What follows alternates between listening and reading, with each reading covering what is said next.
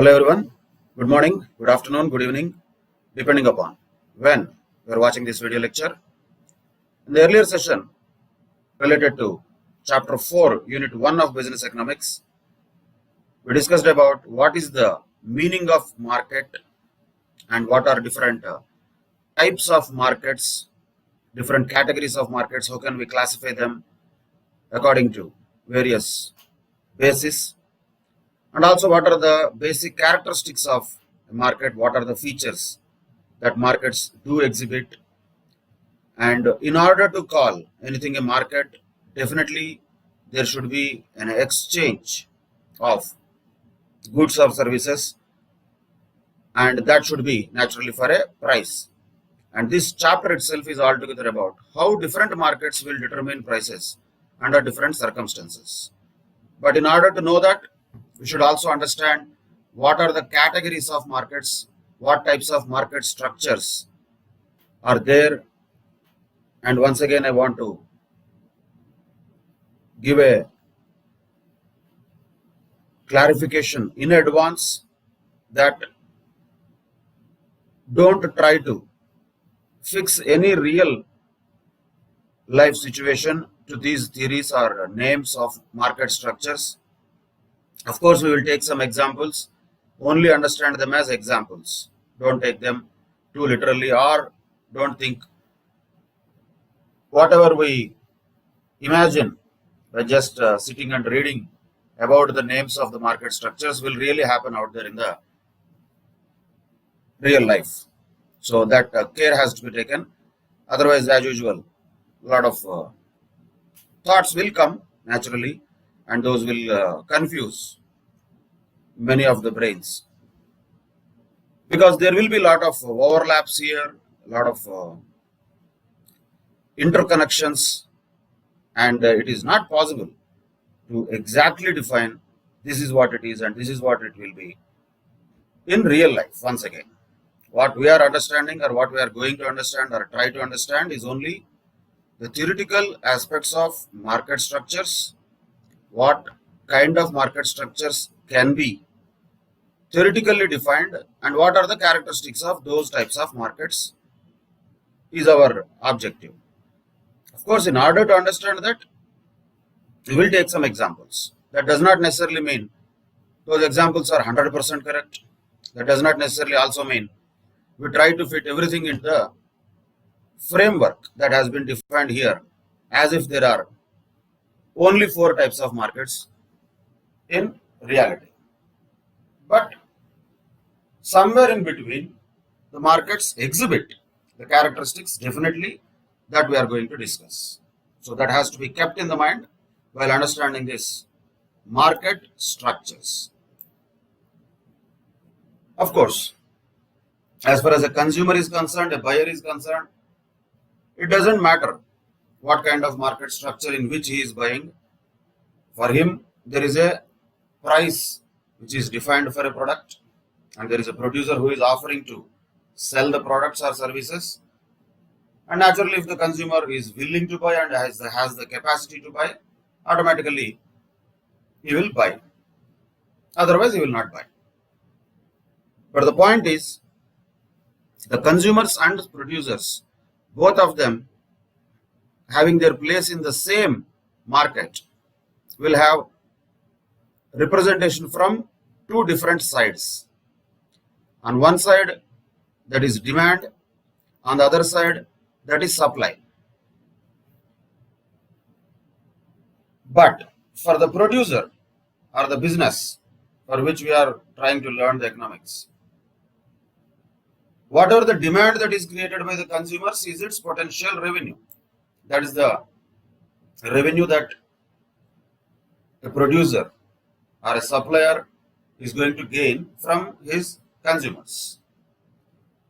And of course, if the producer knows the costs also, naturally the revenues minus costs will give him profit, and the producer can identify, compute, and try to maximize that profit.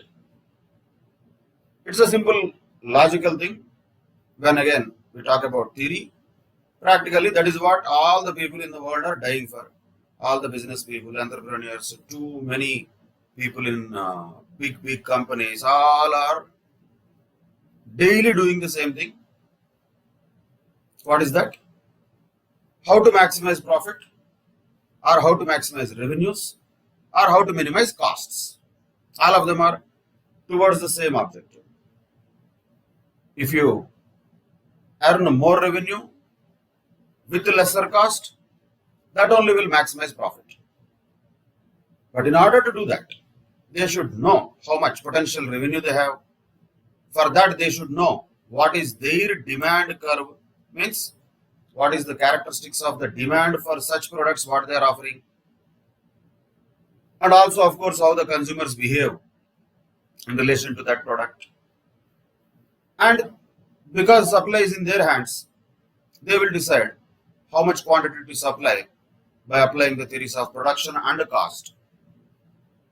And as a combination of these three items, one is revenue, one is cost, and the other one is profit.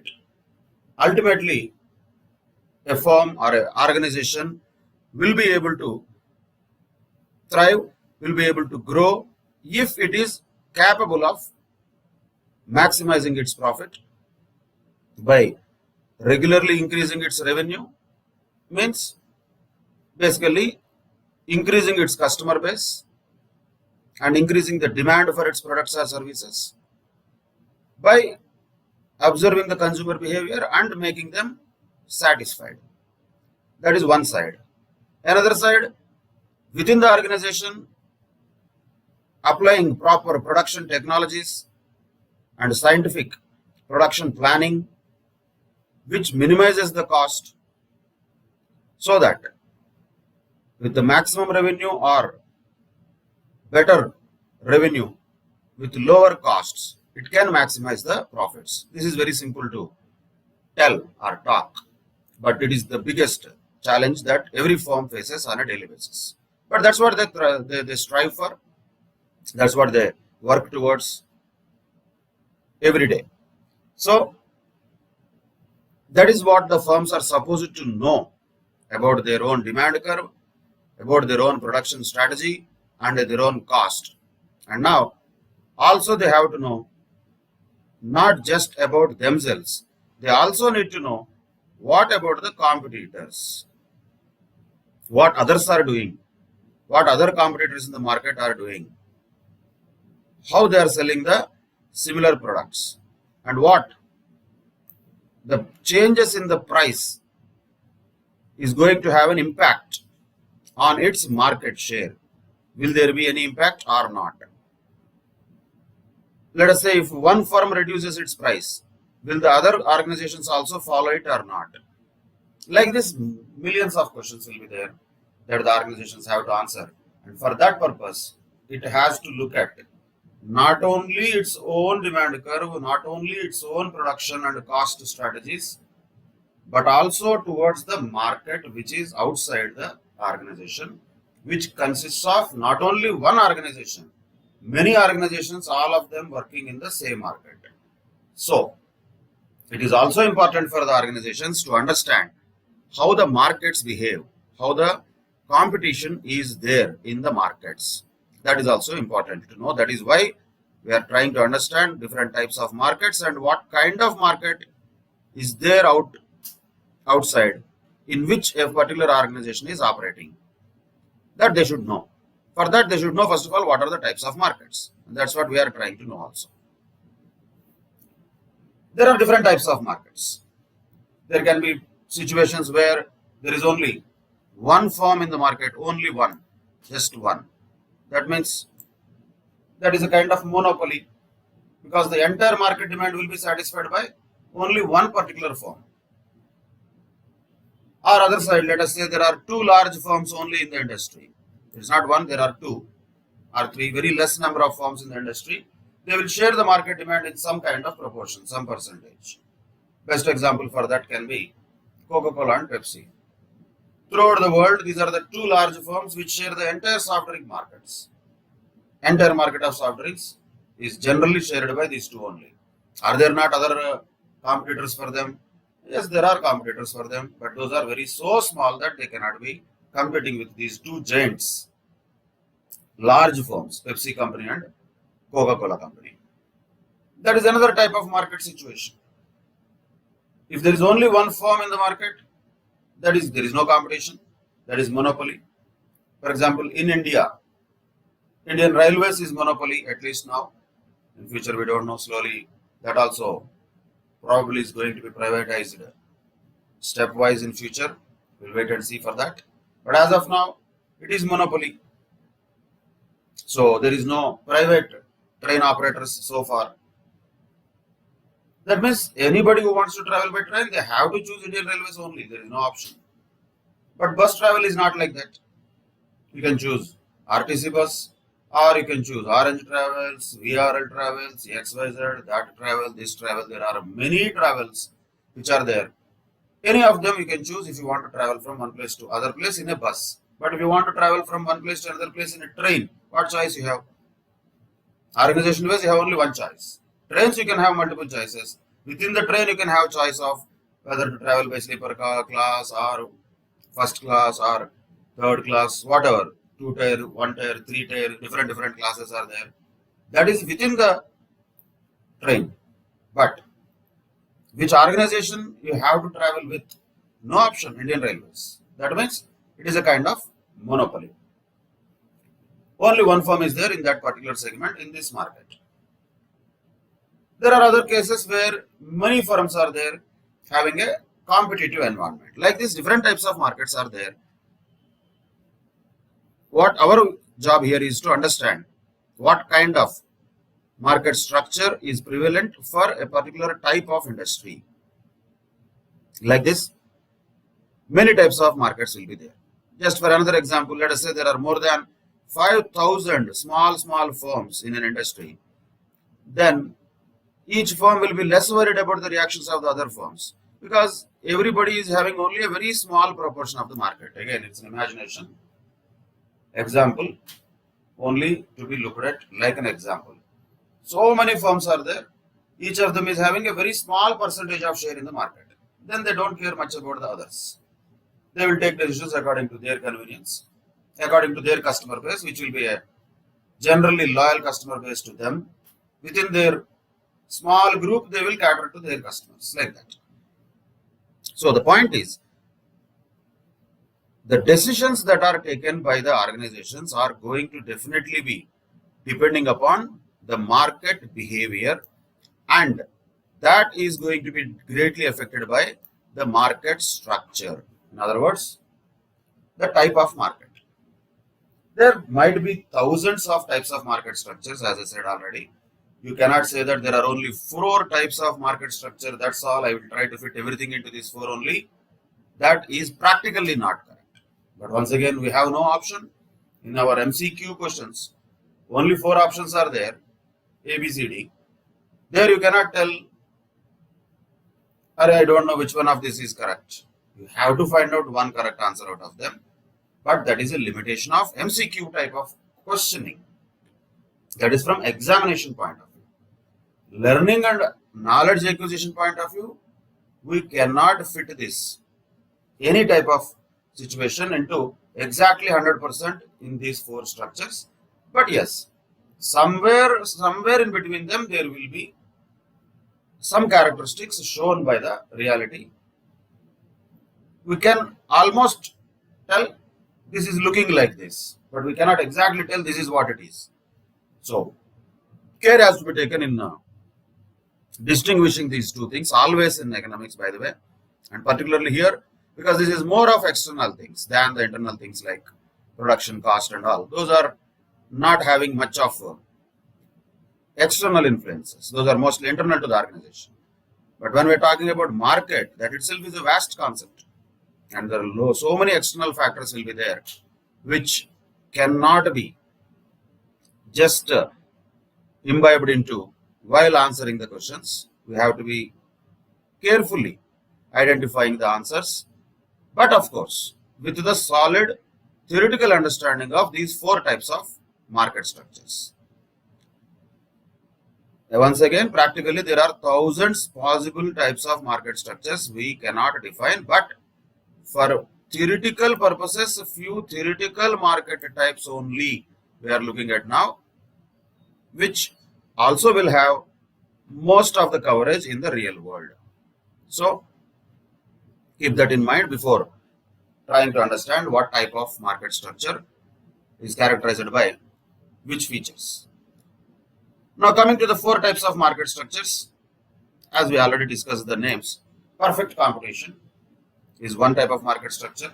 Name itself indicates. Perfect competition means many sellers are there, so many people are there, too much competition, and most importantly, they are all selling identical products to many buyers. So it's not just a few people, there are many people, and most of them are selling the identical products. There will not be much of a product differentiation. Products will be more or less identical in nature in the case of perfect competition. Example, once again, only example. Raitu Bazaar is a real example of that. If you go to a Raitu Bazaar, there will be many sellers. Vegetable market, let us say. In the vegetable market, there will be many sellers. Most of them will be selling the identical products only. There will not be much of super differentiation between the tomatoes sold by one counter and the tomatoes sold by another counter. More or less, all of them will be very identical products. And so many people will come. Many buyers will come and they just go according to their choice to some shop and buy and go. That's all. So many sellers, identical products, many buyers. That's what is perfect competition. And that's what can be generally categorized for a very local level markets. Mostly what happens and what prevails, lot of products and industries will go through the second category, that is monopolistic competition. Here there are many sellers, but they are selling differentiated products. Sellers are there more here also. Monopolistic competition also is competition. But it is not perfect competition. They are not selling very identical products. They are selling differentiated products to many buyers. Practical example for FMCG products in India. There will be some sort of product differentiation that people will bring. One of the soaps will say that we have aloe vera in this. Another soap will say that we have sandal oil in this. Another body, some Dove or somebody will say that we have milk extract in this. Somebody will say badam is there. Somebody will say something else is there. Somebody now suddenly saying carbon is there. Now toothpastes are having salt. They are just trying to differentiate. That's all. Nothing else. Ultimately, those are the same products. But some differentiation they would try to show. As an example to understand, for many years, of course, traditionally, Indians used to have their brushing not with toothbrushes and all in the morning. They used to use small, what do you call it? The tree branches or sticks.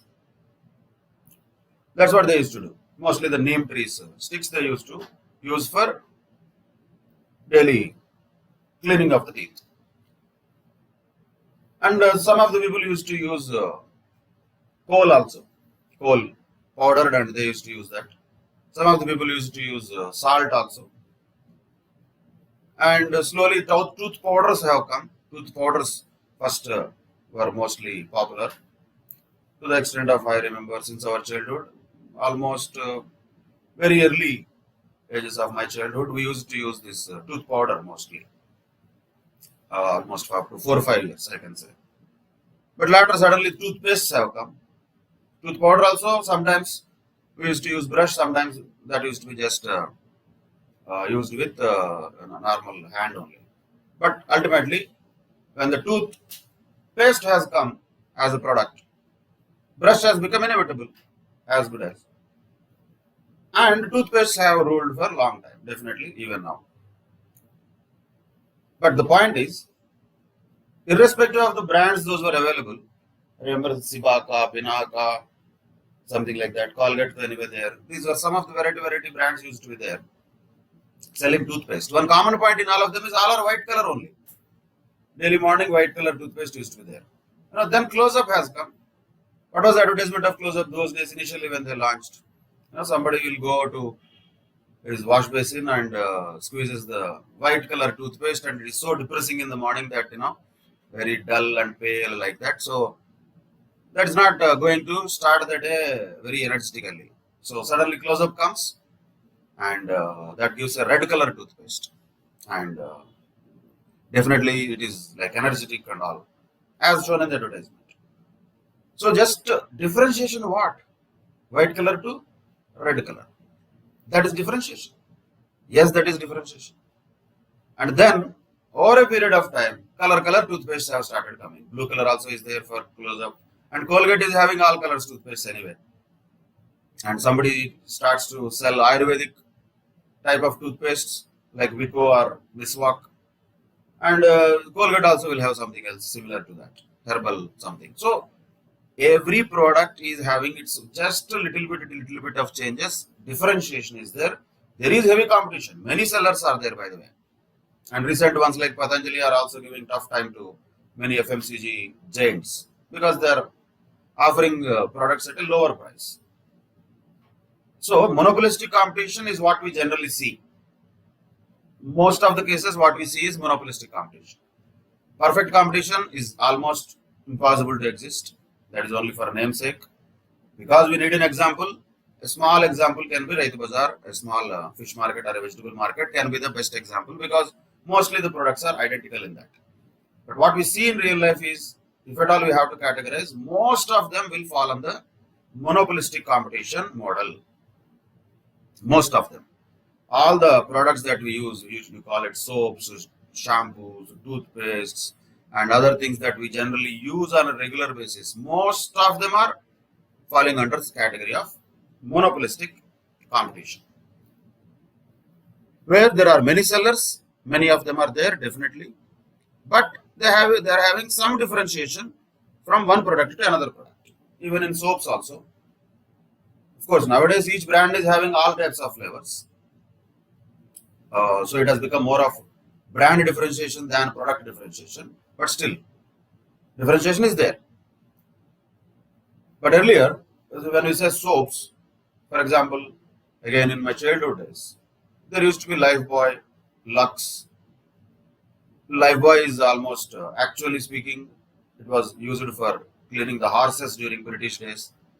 And that was the original use of Lifebuoy in British days. So horses used to be cleaned with that.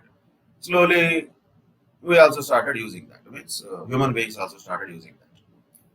That is there. It used to be very solid and it will last for a lot of days.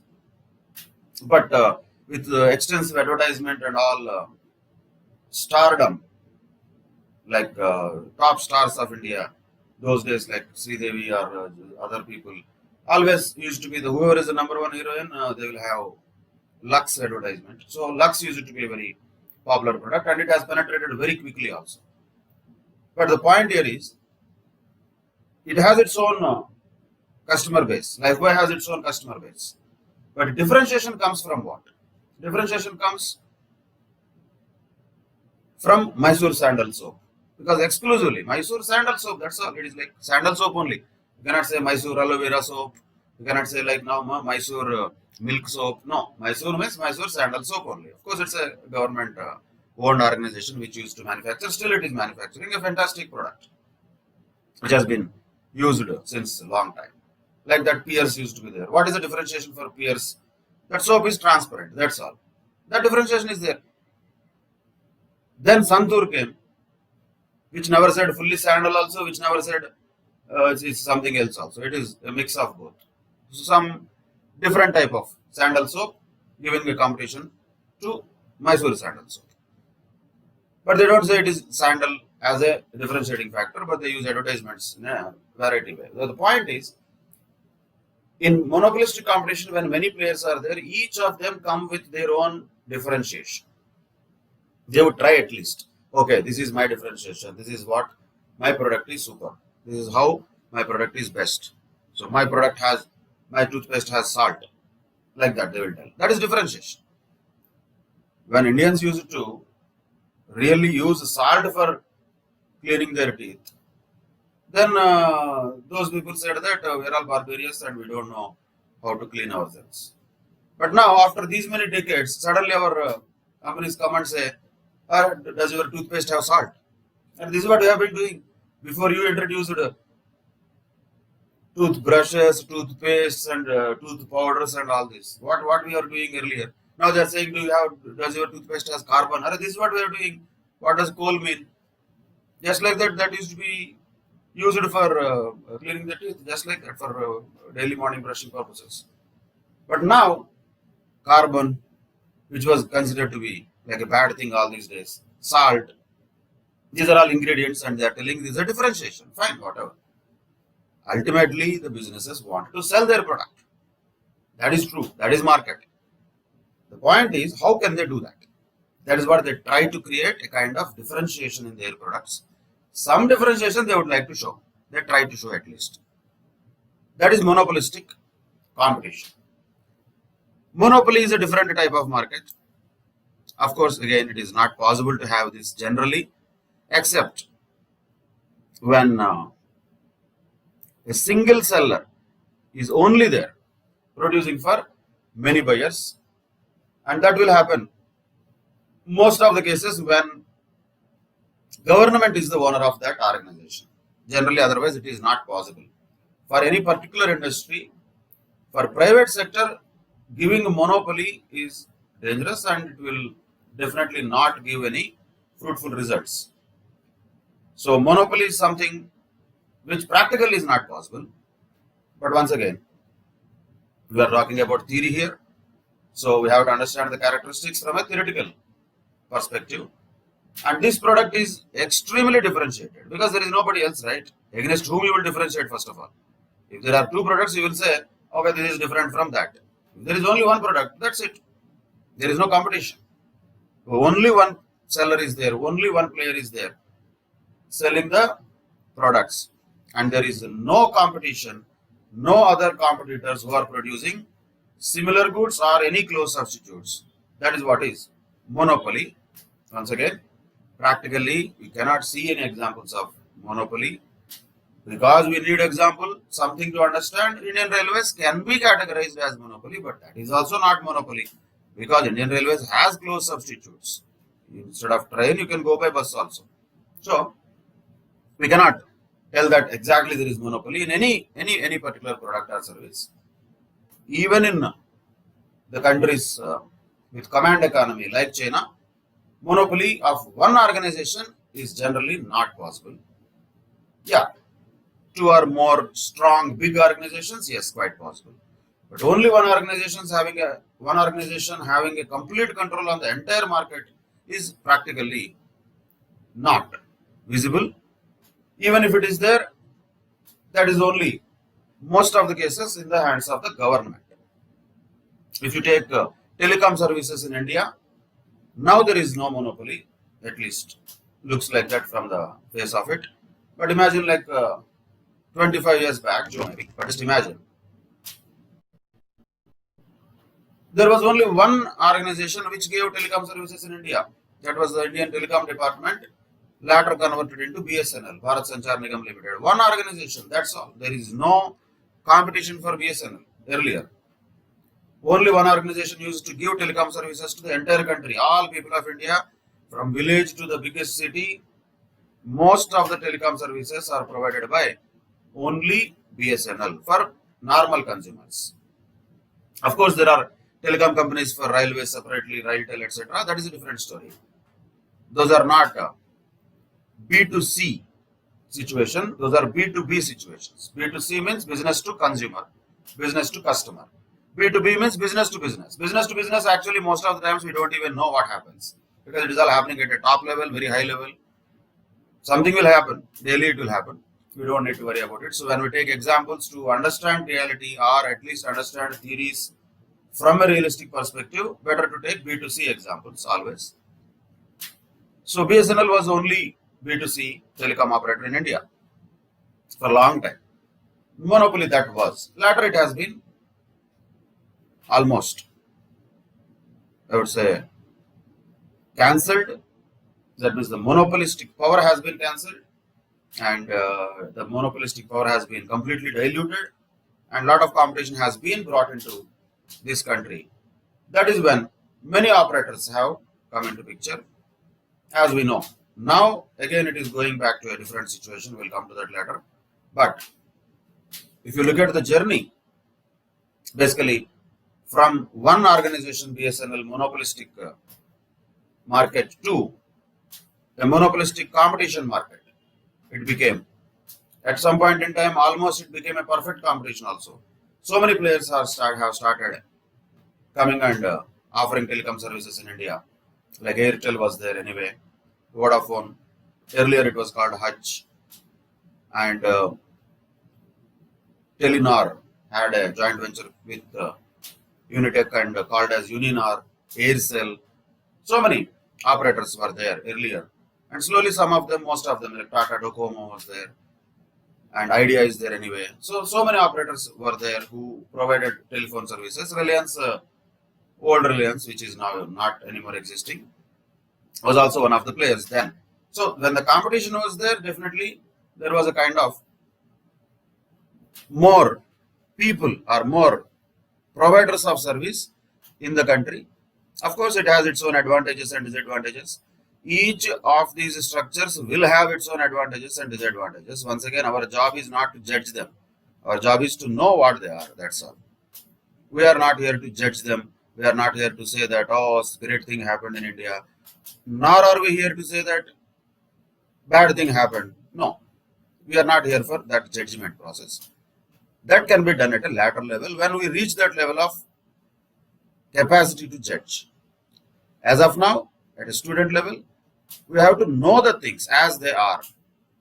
So perfect competition is possible very rarely, but possible when there are too many sellers selling very identical products. Monopolistic competition is more pervasive and more practical in nature. Most of the goods that we see around are under this category, where there will be many sellers, but still they have some differentiation in their products. Monopoly is something which is not so possible, but still there are some monopolies, particularly in the government sector, where there will be only single seller, no competition, no substitutes at all. Then there is another kind of market structure that is called oligopoly. Oligopoly is that where there are few sellers. So this is where the problem comes. When monopolistic competition was there, we said there are many sellers. Oligopoly, we say few sellers. What is many, what is few, who will define? I think 2 is few or 5 is few. Somebody may say 5 is many.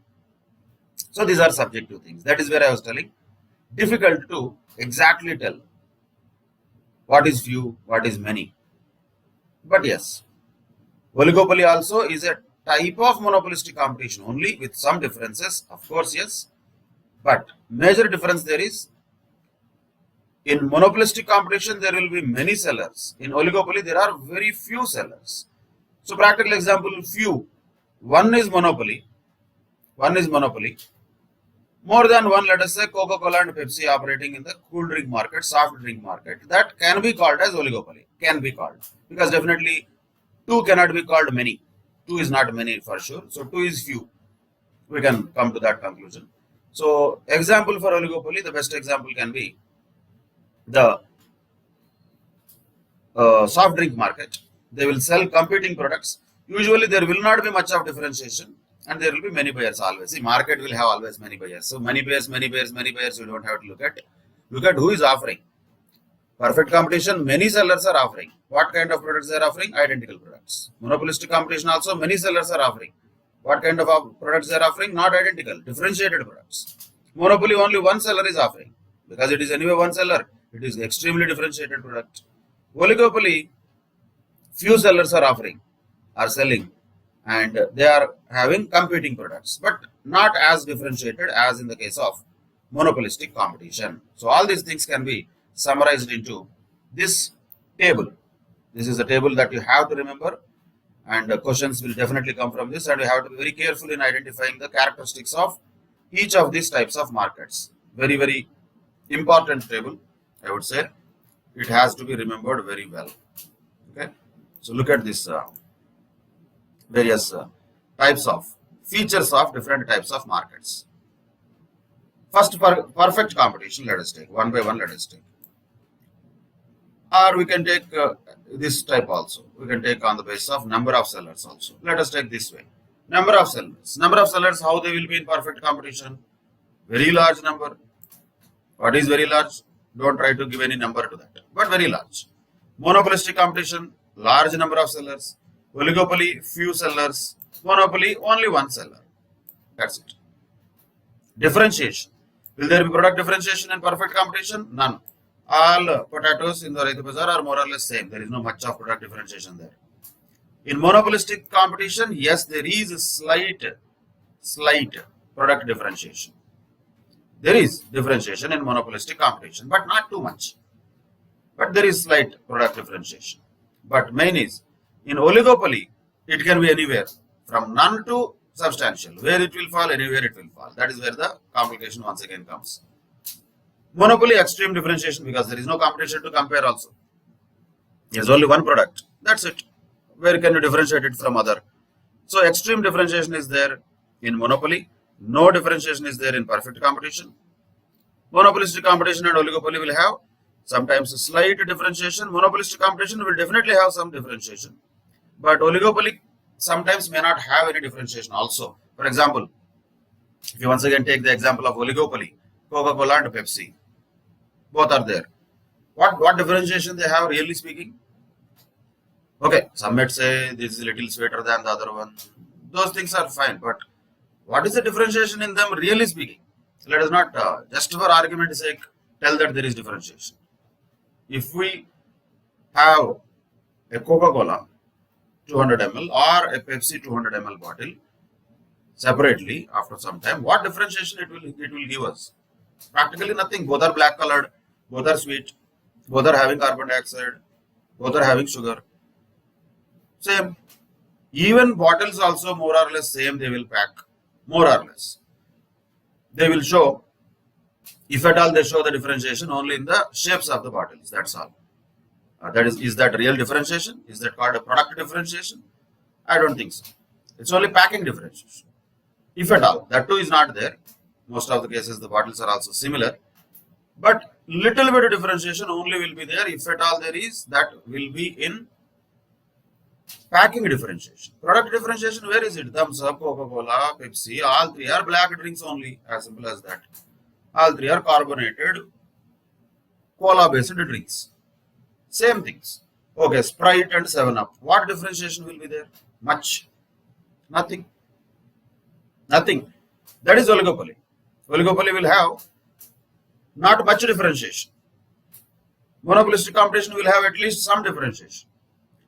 In oligopoly, differentiation is almost sometimes negligible also. Same like, if you take the flavors like Mirinda or Fanta, what is the difference? Both are orange colored drinks. More or less same taste. Okay, Slice or Maaza or Fruity. Three companies let us take. Parle is also there. What is the differentiation we can take in that? Not much. The point is, more or less, they will have same kind of taste and same kind of product, ultimately. That is what oligopoly is. In general, not much of differentiation can be seen in oligopoly. Oligopoly becomes little bigger. That becomes monopolistic competition. They start to show differentiation. That is where monopolistic competition and oligopoly are very, very close to each other. Not very easy to differentiate them, but we have to differentiate them if required on the basis of characteristics like this. And what about the price elasticity of demand of a firm? In case of perfect competition, it is infinite. Because if you go to Raitu Bazaar, if one person is selling potatoes at 40 rupees per kilo, another person is selling at 80 rupees per kilo or 50 rupees per kilo, why would you buy at that high price when it is available at a lower price? Automatically, the price elasticity will be infinite, almost very large. Instead of calling large, because it is perfect competition, which is anyway not existing, infinite also is not existing, but just theoretical sake. Because it is perfect competition, the price elasticity of demand of a firm will be infinite in that. In case of monopolistic competition, the price elasticity is huge. It is. And in case of oligopoly, the price elasticity will be small in monopoly, but oligopoly also there will be price elasticity, provided if both the players are not colluded. So there is once again other aspects to be looked at. So price elasticity of demand for a oligopoly is small. We cannot 100% say it is correct. But still, if the players are colluded with each other, then the price elasticity is small, because anyway people have no choice. Let us say Coca-Cola, Pepsi, both of them have agreed to increase the bottle price by 2 rupees. Then what you can do, what I can do, if at all we want to really have it, we will have it. Price elasticity will not be that much for a firm, because there are only very few players. If all of them go in the same direction, generally which they do, then the price elasticity will not have, the price change will not have huge impact on the demand. So that is why in oligopoly price elasticity is small. But once again, it depends upon outside factors also. It depends upon how the limited number of players are having a relationship with themselves, among themselves, how they have, that also matters a lot. If they are colluded, then price elasticity is almost as good as not there, very small. If they are not, if they are really tough competition, really they are giving tough competition to each other, which happens most of the cases, then price elasticity will be high there also. Nobody will be interested to increase the price, because product differentiation is so low there. Just because, let us say, only Coca-Cola increases the price of a bottle by 1 rupee, the demand for Coca-Cola might decrease very drastically. All the people who drink Coca-Cola might shift to Pepsi. So they don't dare to do that. So that is the reason we cannot say price elasticity is small in all cases, but generally it is small, because generally the firms which are operating in a oligopoly will operate in tandem with others' policies. Nobody will just like that have their own one-sided policies. Always they observe closely each other. That is how oligopoly works.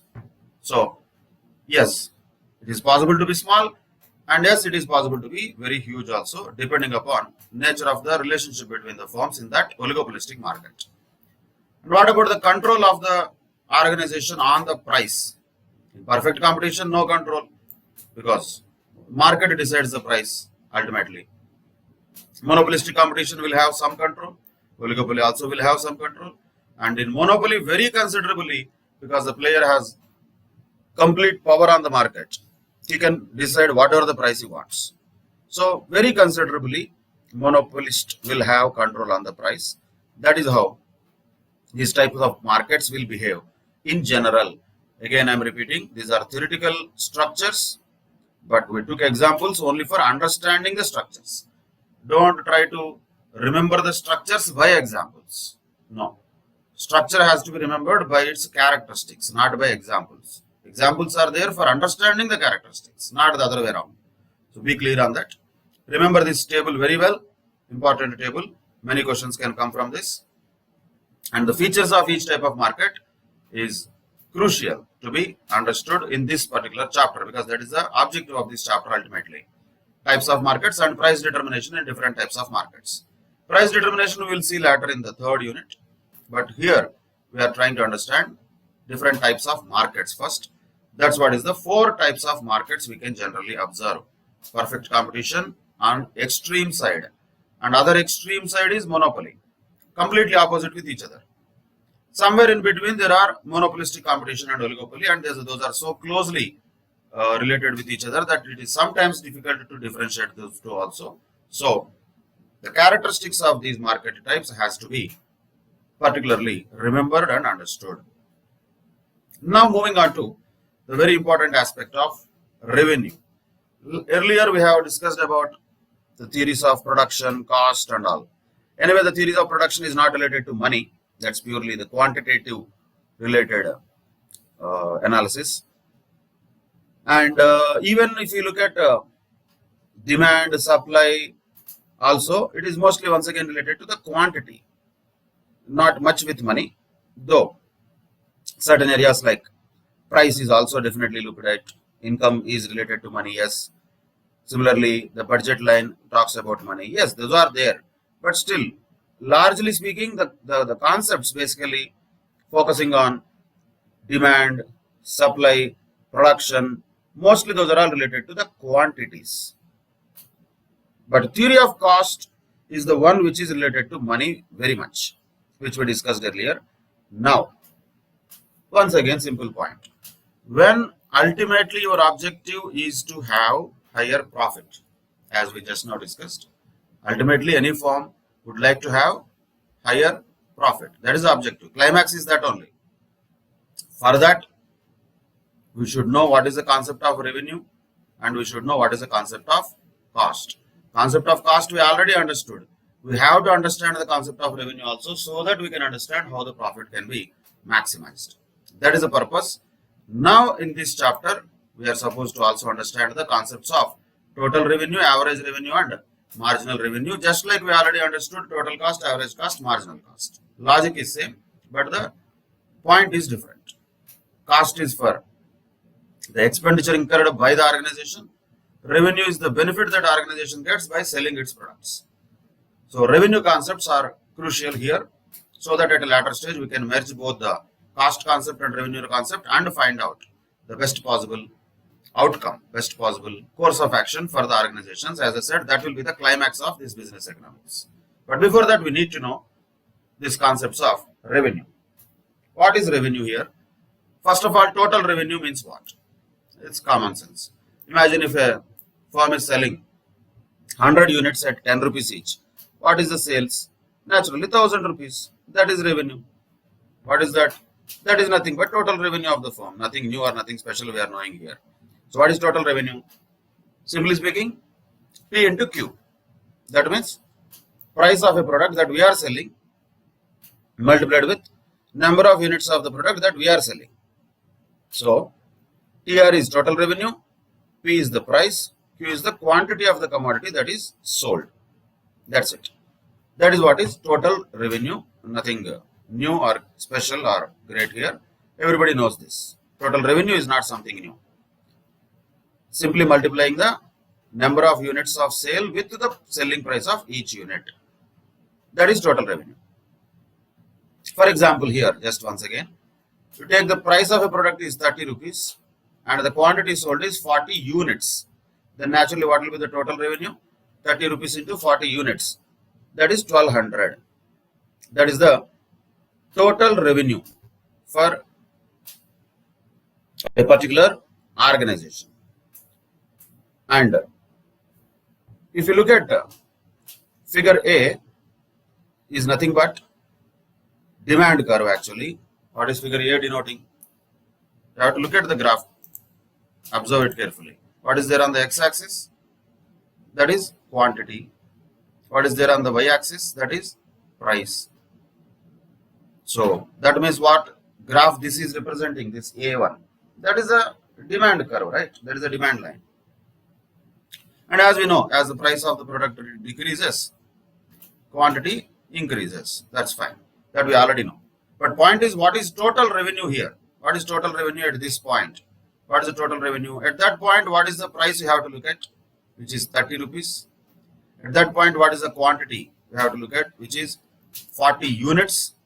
Multiply both. That's what is total revenue. So, this area, multiplying both, will be total revenue. This area will be total revenue of a firm when it is selling 40 units at a price of 30 rupees per unit. Then only. If a firm is selling a, let us say here, 40 rupees price and let us say 20 units is the quantity, then the total revenue would be 800 only. Here, at this point, if at all we take. Let us say if we take this point, 20, just for understanding, let us say 65. So 20 into 65 gives 1300 revenue here at this point. So total revenue will change also according to which point we are taking. At point E where we have taken 30 rupees price, at a 30 rupees price a firm can sell 40 units of its product, which means it can earn 1200 total revenue. If it increases the price to 40 rupees, it can sell only 20 units. That means the total revenue will also be lesser. This area is lesser, right? This area is lesser. That is total revenue. Then it will be only 800. But on the other side, if the firm reduces the price from 30 to 20, it can increase the number of units sold from 40 to 65. Then the total revenue will be larger. That is 1300. So any point of contact on the demand curve, we can find out what is the total revenue, which is nothing but once again price multiplied with quantity. And these are the only two things in the demand curve, right? Price on the y-axis, quantity on the x-axis. So total revenue is brought like that. But now if you draw the graph of total revenue separately, which is there in panel B, this is total revenue curve. So as the output sold is increasing, the total revenue is also increasing here. So when number of units sold is increasing, automatically the total revenue is also increasing. But when? When is that? When a firm is having a perfectly elastic demand curve. A perfectly elastic demand curve, as shown in figure A, will show as the output sold increases, the total revenue also increases. That's what happened, right? Let us say from 40 to 65. At 40, just for imagination, this is, let us say, output sold is 40 units. What was the total revenue as we calculated? It was 1200. Let us say if the output sold is 65 as we calculated, how much will be the total revenue?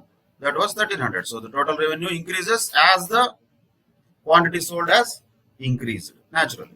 So that is what happens in case of a perfectly elastic demand curve.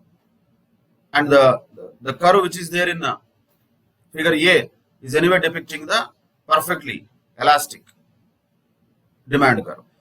Again, not like 100% perfectly elastic we are talking about. We are talking about, generally speaking, unitary elastic in this case. Not to mix with perfect elastic and perfectly inelastic. There is nothing called perfectly elastic and perfectly inelastic. But yes, if at all, we imagine a perfectly elastic situation, which means what? At a particular price, a firm can sell any quantity in the market.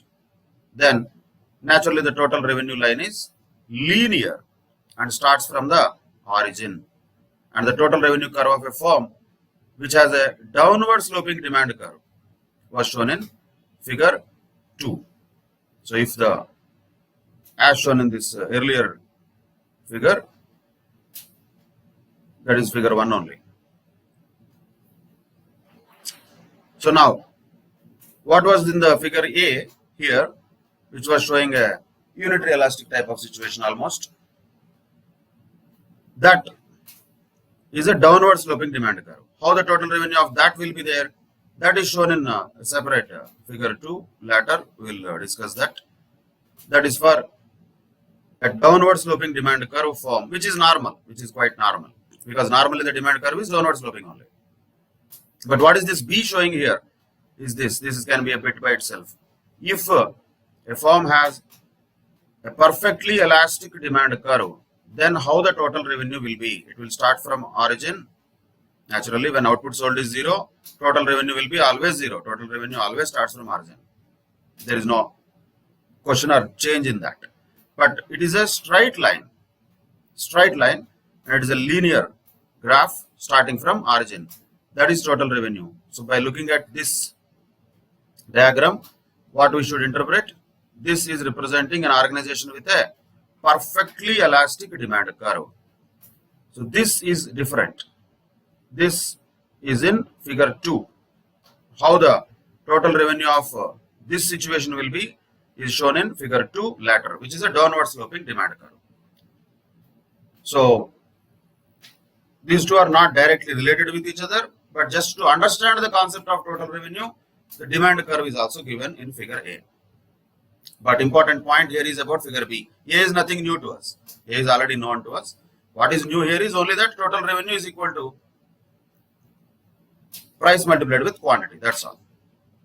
But how the graph of total revenue curve will be, how the line of total revenue will be. That is linear, starting from origin. In case of perfectly elastic demand curve, if an organization is having a perfectly elastic demand curve, then the total revenue line will be linear starting from origin. That is a straight line. Is it possible? Practically, no. Practically not possible, because perfectly elastic, there is no possibility. When we say perfectly elastic, how the demand curve will be? Perfectly elastic means irrespective of changes in the price, irrespective when there is a without any change in the price also, at a particular price, the quantity can be infinite. So, when we say a particular firm is having perfectly elastic situation, that will be parallel to x-axis. Means what? At a particular price, at this particular price, any amount of goods can be sold. That's what we are talking about. So this is perfectly elastic. This graph results in total revenue like this. That is what is the essence of the paragraph above this figure 1. So when the firm is having a perfectly elastic situation, then the total revenue will be a linear curve starting from origin. That's it. That is total revenue. Then what is average revenue? Average always is what? Total divided by Q, naturally. When you say average revenue is equal to total revenue by Q, that is what is average revenue. That is nothing but total revenue divided by the quantity. But when we know the total revenue is nothing but P into Q by Q, that means what is average revenue? Nothing but price. So ultimately average revenue is what? That is price of the commodity, that's all. Imagine a firm realizes 1000 rupees by selling 100 units. What is the average revenue? 10 rupees. And that is the average revenue. That will be the price of the commodity in general. So when total revenue is equal to P into Q, average revenue is equal to P into Q divided by Q. Ultimately Q and Q will get cancelled. Only P will remain. So average revenue is nothing but price of the commodity in general. Once again, it is not just one price, because the prices can change. But on an average, that is a price. On an average, that is a revenue over a number of units that are sold in a particular period. So that is what is average revenue. Then what is marginal? Again, same concept. Marginal means 1 plus. What is marginal? Anytime. Now it is revenue, but marginal we know already. What is marginal? The change in the total as a result of change in one additional unit of commodity. But total of what here? Total of revenue, because we are talking about marginal revenue. So how much change in the total revenue will happen from sale of one additional unit of commodity? That is called marginal revenue. For example, if a seller realizes 1000 rupees when he sells 100 units, and if he realizes 1200 rupees when he really sells 101 units, then what is marginal revenue? By selling one more unit, how much he got? 200 rupees. That means the marginal revenue in that case is 200 rupees. So what is marginal revenue? This is a very important formula. Not just one unit we can take. Sometimes we can take the difference between total revenue divided by difference in quantity. That is what is marginal revenue. Another example, if you take, let us say 100 units are sold and a total revenue of 1000 has been earned by an organization. Let us say 150 units are sold and say 2000 revenue has been earned. Example only. Then what is the marginal revenue if the question is asked? What is that? Difference between total revenue 2000 minus 1000, that is delta TR divided by delta Q. Difference between quantity 50. So what is going to be the marginal revenue here? 20. That is the marginal revenue of 1 unit. Though we don't calculate for 1 unit, that is the marginal revenue of each unit. After you sold 100 units, each of the 50 units got how much revenue? That is 20 rupees.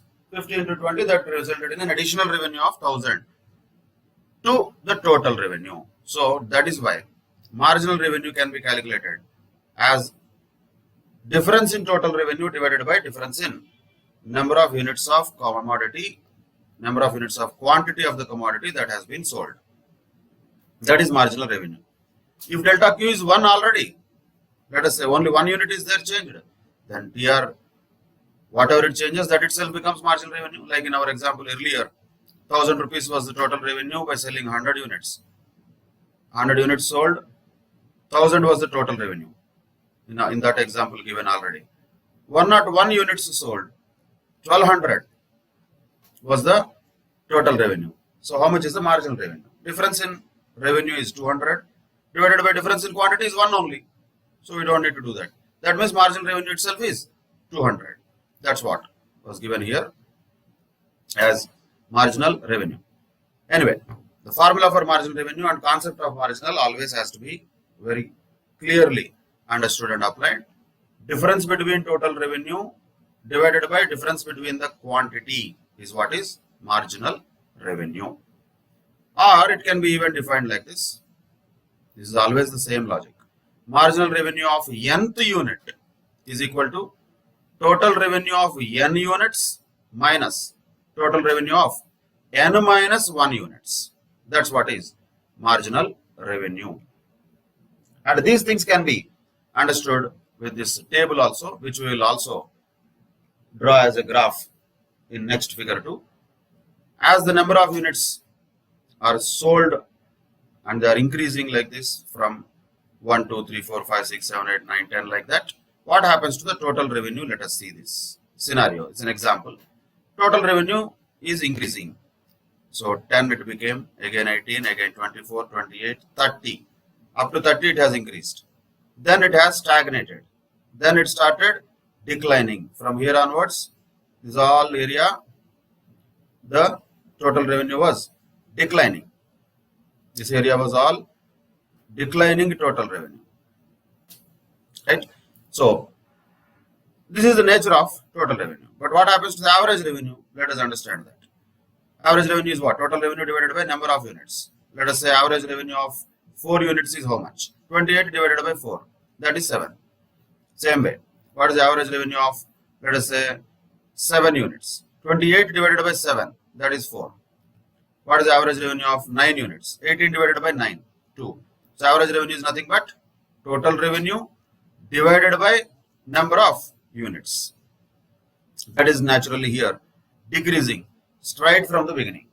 10, 9, 8, 7, 6, 5, 4, 3, 2, 1 like that it started decreasing. But look at marginal revenue. This is an interesting and important point. What is marginal revenue? What is the additional revenue generated from selling one more unit?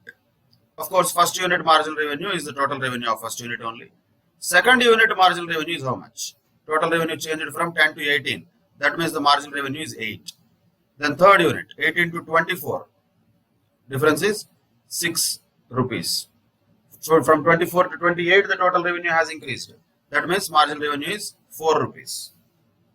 28 to 30, from 4th unit to 5th unit. Total revenue has increased. By selling 5 units, you get 30 rupees total revenue. By selling 4 units, you got only 28 rupees total revenue. What is the marginal revenue of the 5th unit then? 2 rupees. From 5th to 6th, marginal revenue is 0. And there onwards, the marginal revenue started declining. Not only that, it started declining from the beginning only, but it started negative also. When is that? When already the total revenue has peaked, which is 30. That is where the marginal revenue was 0. And from there, when the total revenue started declining in this region, this is the region where marginal revenue is negative. This is the relationship we have to keep in mind. Very similar, but this also has to be separately understood and applied in the questions. This is revenue concept. Total and marginal concepts are same. Concepts are same. Application is only different. We are applying them for revenue, not for cost. Earlier we did the same for cost. That is separate. This is separate. Don't mix them. Just because concepts are them, same. We cannot have overlap of them in the mind. Mind has to be very clear. In case of total revenue, it is increasing initially and it is maximum at certain time and later it started declining.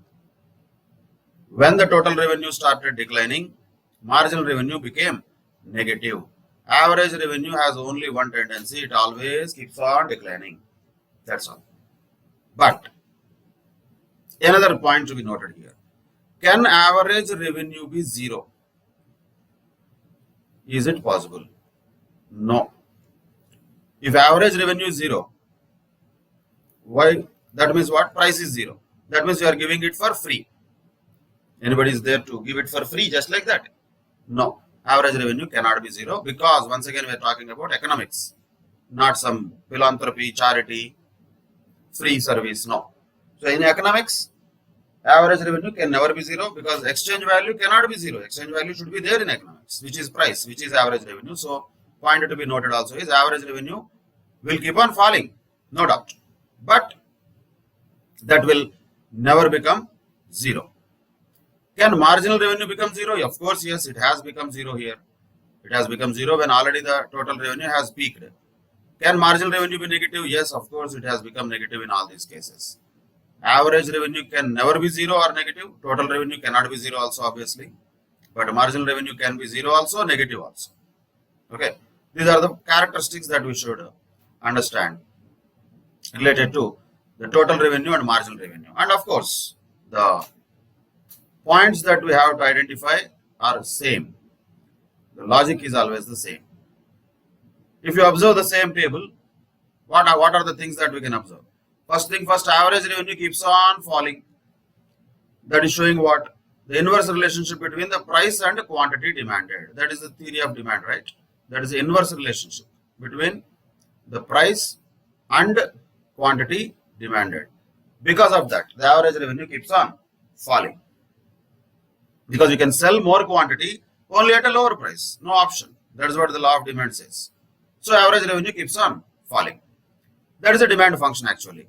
That is a demand curve of any particular firm.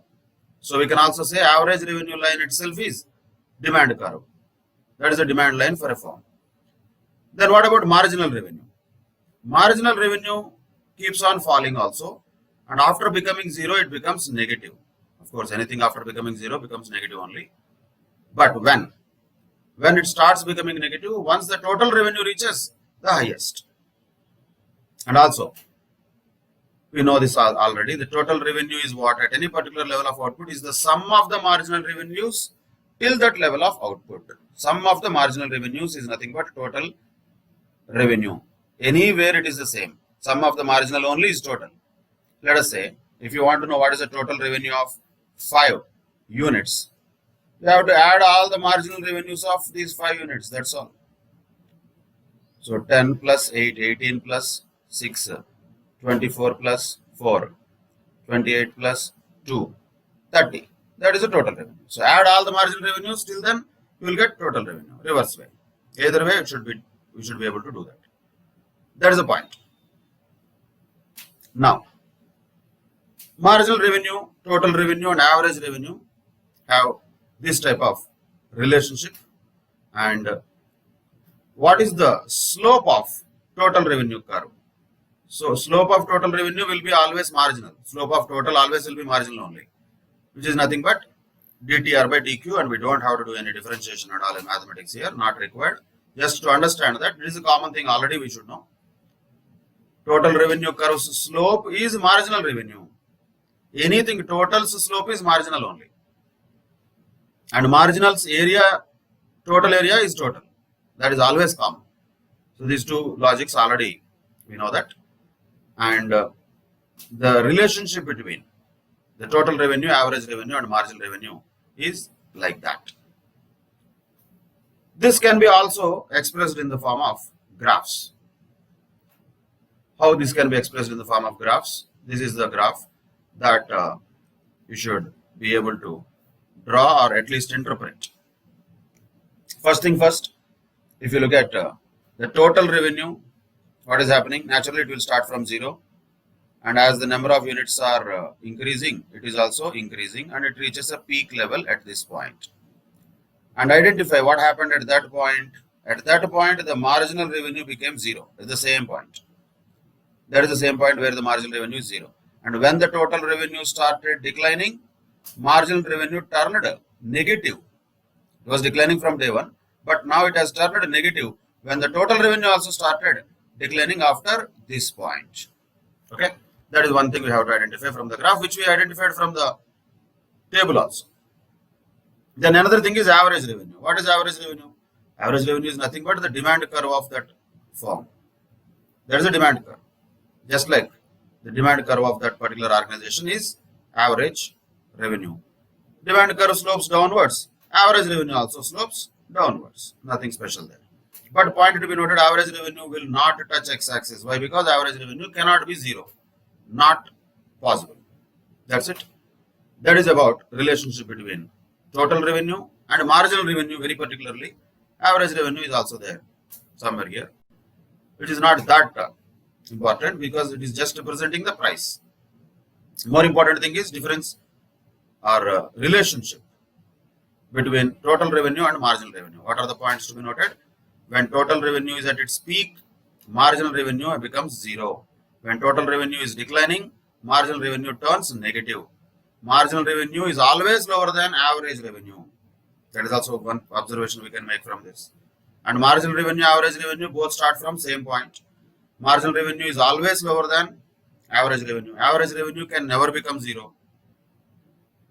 These are the observations we can draw from this graph, and same things which are also given in the table. That is a situation related to the total revenue, average revenue and marginal revenue for a firm which has a downward sloping demand curve. How do we know it is downward sloping demand curve? Because this is downward sloping. This is not perfect competition. So, if the perfect competition was there, perfectly elastic situation was there, if the firm is having perfectly price elastic situation, then the total revenue will not be like this. Total revenue would have been, as we discussed earlier, like this.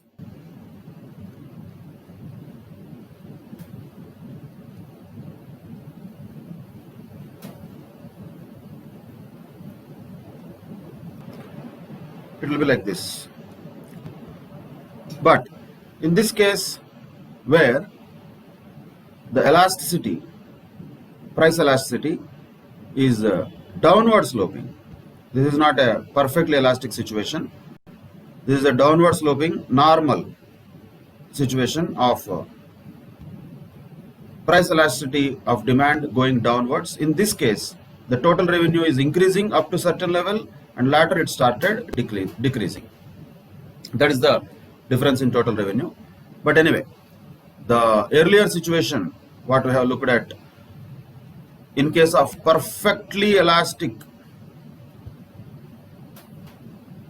firm, the total revenue being a linear straight line starting from the origin is a very exceptional situation, but it can be asked as a question separately.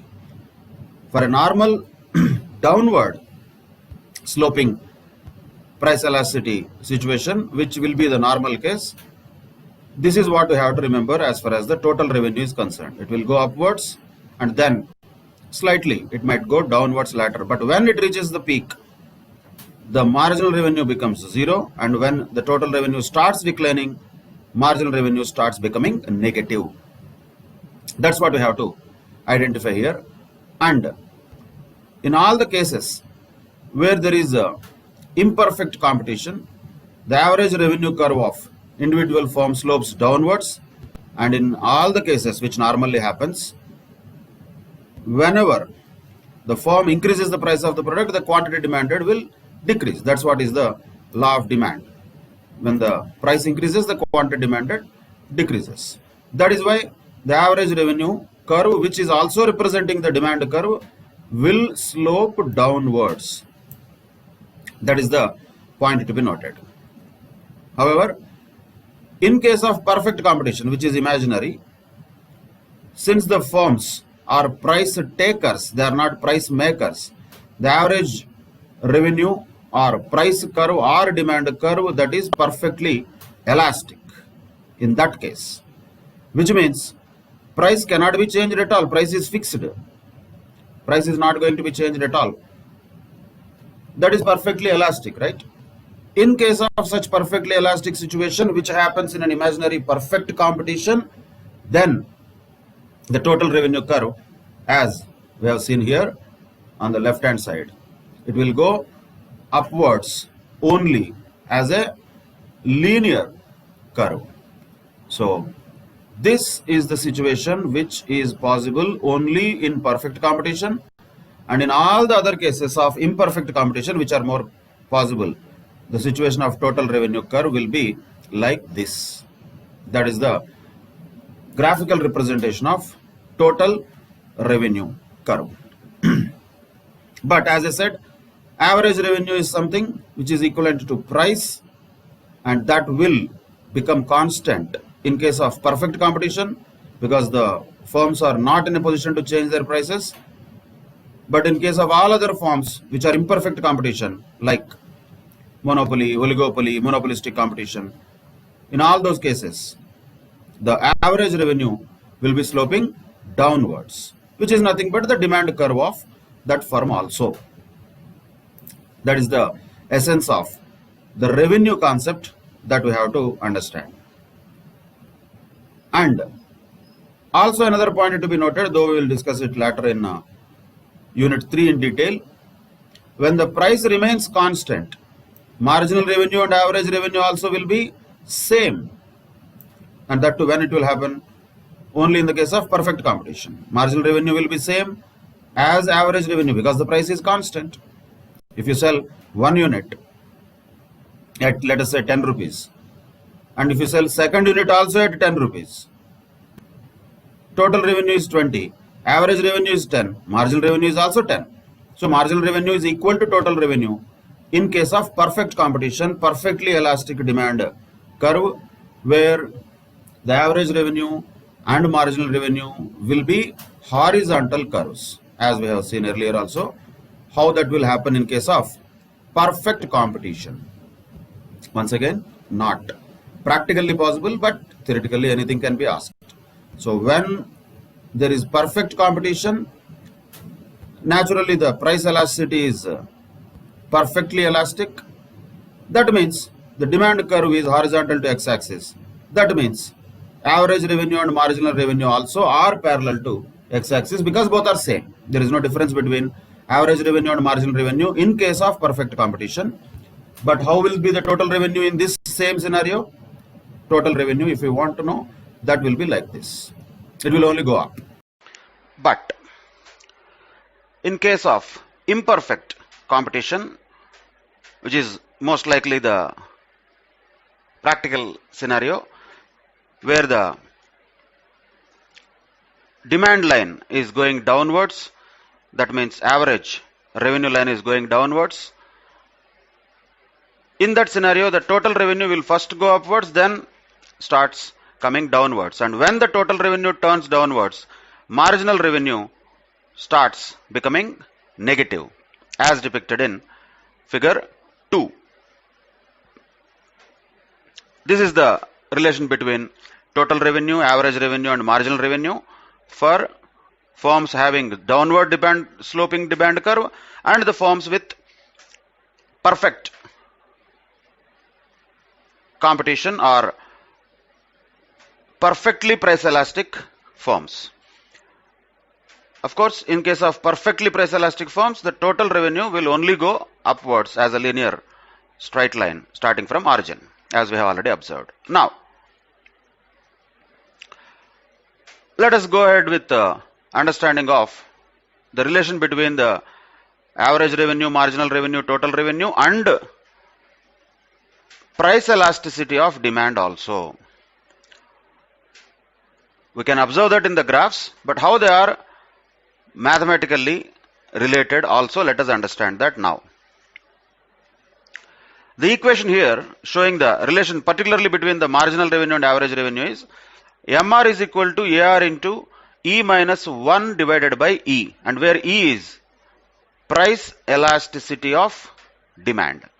E minus 1 by E multiplied with AR is equal to MR.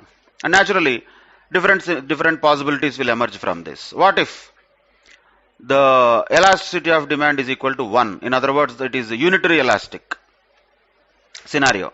Substitute it in the formula. 1 minus 1, 0. 0 divided by anything is 0 only. So, if elasticity of demand is equal to 1, then marginal revenue is equal to 0. That is going to be equal to 0. If elasticity of demand is more than 1, then naturally the numerator, which is E minus 1, will be also more than 1, and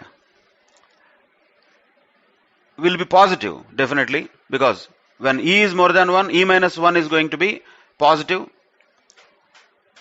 and because that is positive, E is positive, AR is positive, MR also will be positive. So that can be observed with an example. Let us say if E is less than 1, like 0.7, then numerator will be 0.7 minus 1, which will be negative.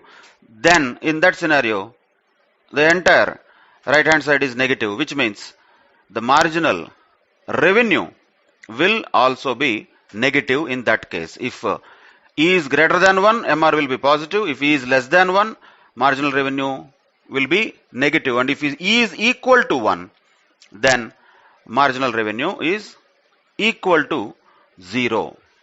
That's what we can understand in relation to the relationship between marginal revenue and average revenue with a formula. And this formula is very important. You have to remember this formula. Problems or questions will definitely come from this. And the relationship between these three items, elasticity of demand, marginal revenue and average revenue, has to be very well remembered in the form of the formula. MR is equal to AR into E minus 1 divided by E. That's what happens. And if we observe this with a point elasticity type of demand curve, which is shown in the diagram in the next page, the demand curve, which is naturally sloping downwards from left to right, and as we earlier also in the chapter of theory of demand observed, at the center point of that demand curve, E will be equal to 1, and above that point, the elasticity, point elasticity naturally will be more than 1, and below that point, elasticity will be less than 1. And this already we know, nothing new in this first graph, which is just showing the demand curve, which is also average revenue curve incidentally, because average revenue curve, price curve, demand curve, all are same. But point here is how the marginal revenue is behaving in relation with average revenue curve or demand curve. When the elasticity of demand, which is E, is greater than 1, that is shown by the upper segment of the demand curve. If that is the situation, then observe the marginal revenue curve. All that marginal revenue has been positive. It has always been positive. So marginal revenue was positive till E is equal to 1. And if E is greater than 1, the marginal revenue is positive. So when marginal revenue is equal to 0, when E is equal to 1.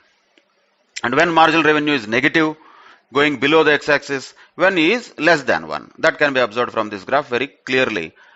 And one more point also can be observed related to total revenue, which is maximum at the place where marginal revenue is equal to 0. And when marginal revenue was going downwards, negative, total revenue also started becoming downwards. So these are all the things which we observed in the table also earlier. The same things can be observed from this graph, which is showing the elasticity of demand also. It is showing the demand curve also, which is also AR curve. And it is showing the MR curve also. And total revenue also, first which is going upwards, then coming downwards. That is the relationship between AR, MR, TR and price elasticity of demand. In a nutshell, in one graph we can understand all the things that we have try to learn in this session, wherein all these things are interrelated with one another, but what is the relationship between them can be observed from these graphical representations. Very, very important aspects. That is the concepts of revenue. Of course, we will mix the concepts of revenue with the concept of cost in the upcoming sessions. But as far as this particular session is concerned, our focus has been on the concepts of revenue, which tell us about relationship between these four items: average revenue, total revenue, marginal revenue, and elasticity of demand. All these things can be summarized in one particular graph. That is what is depicted here. And this relationship also between average revenue, marginal revenue, very important. MR is equal to AR into E minus 1 divided by E. That relationship also can be observed from this graph. When E is greater than 1, MR is positive. If E is equal to 1, MR was 0. If E is less than 1, MR became negative. That is when the total revenue also started becoming or coming downwards. That is the nutshell or essence of this entire topic of revenue related concepts. And in the next session we discuss about behavioral principles of the firms, wherein we will mix not only the revenue concept but also the cost concepts. So whatever that we have understood so far since the beginning, the theory of demand, supply, price determination, theory of cost, all of them are going to culminate at one place. That is the essence, or that is the crux of chapter 4 itself. So this chapter is all about understanding the types of markets, in a different types of markets, how the revenue curves will behave, and of course we know how the cost curves will behave. Cost will not have any influence of the market directly. It is an internal thing. Revenue will have influence of the market. So that is why this chapter is more about market and its influence on the revenues of an organization. Once we mix these two, the revenue and the cost, that will give the best possible course of action for any organization under different market circumstances. Because different market circumstances will give rise to different types of revenue curves. And when we merge them with the cost curves, we'll come to know what is the best possible course of action for the organizations in different market conditions. With that, we'll conclude this session, and in the next session, we'll discuss about some of the behavioral principles for the organizations, mixing the revenue as well as cost concepts. But what is important? So far what we discussed in this chapter 4 is, of course, one, the types of markets and their characteristics, which is mostly conceptual, theoretical in nature, and technical aspect of revenues. That is also very, very important. Total revenue means what? Average revenue means what? Marginal revenue means what? And what is the relationship between them? That too, what is the relationship between them in a perfectly competitive situation, and what is the relationship between them in an imperfectly competitive situation? Both of them we have to understand and comprehend and interpret. And when the questions ask those things, we should be able to apply those concepts, which we will also apply in Unit 3 of Chapter 4 also at a later stage. Fine. We'll discuss behavioral principles of organizations, some of the things that organizations should not do or should do under different circumstances in the next session. Till then, take care. Bye-bye. Thank you very much.